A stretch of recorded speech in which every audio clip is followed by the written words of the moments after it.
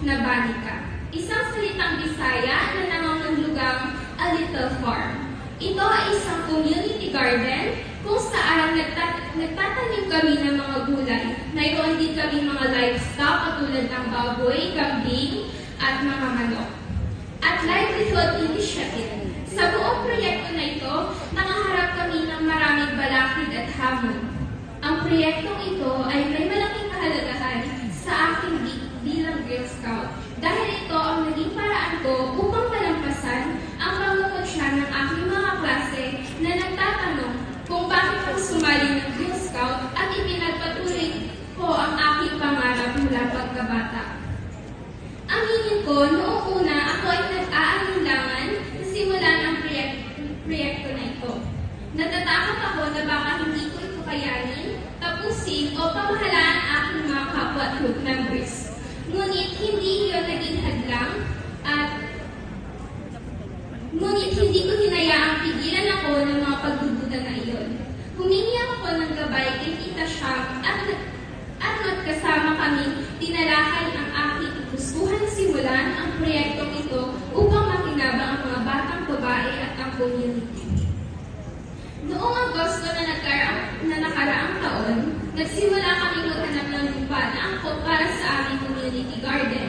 Gayunpaman, habang lumilipas ang panahon, nakaranas kami ng iba't ibang hamon na kailangan namin harapin. Ang ilan sa aming mga benepisyaryo ay mga stay-at-home moms, kaya pinalawak po namin ang aming proyekto upang isama ang livelihood component. Ang Banika Atsara at ang Banika Bulan. Ang Banika Atsara po, ito po ay gawa sa papaya na nilagyan po ng suka.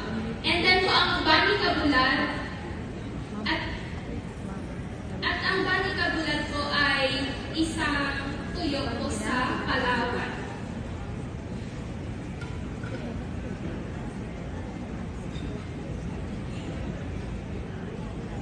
Marami ang mga batang babae sa aming troop ay galing sa mga urban areas o coastal communities at walang karanasan sa mga gawain pang-agrikultura tulad ng pagbubukal ng lupa, pagpapakain ng mga baboy, paggatas ng kambing, pagtatanim ng mga binhi, at pagpapanatili ng kalinisan ng lugar ng hardin.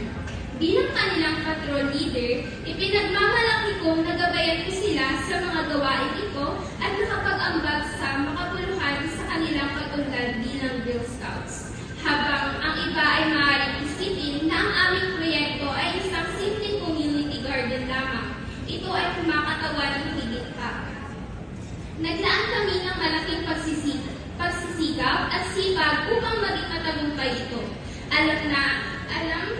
Alam na ang mga benepisyo nito ay lampas sa aming group at kasama ang mas malawak na komunidad sa aming mga benepisyaryo. Ako at ang aking group ay naniniwala na bilang Girl Scouts, may responsibilidad kami hindi lamang sa aming sarili, kundi pati na rin sa aming komunidad. Ako, si Rose Linoret and Quintero, proud na nagsisilbing patrol leader ng Mara Integrated School, Palawan Council, Southern Luzon Region, at isang napaka-proud na Girl Scout. Aking tinatanggap ang karangalan na ito para sa aming probinsya ng Palawan, upang ito ay maging inspirasyon ng bawat batang babae na mahigit pa tayong makakamit bukod sa ating pag-aaral at ang pagiging bahagi ng ating pamayanan. Maraming salamat, Pilar Hidalgo. Sa halimbawa na pinamalas ng aming mga batang babae na dapat tayong mga kababaihan ay maging leader at mamuna sa community development. Sa Girl Scout of the Philippines, maraming salamat po sa mga opportunities. Mayad na gabi, kalindong kanan. Mayad na gabi, kalindong kanan.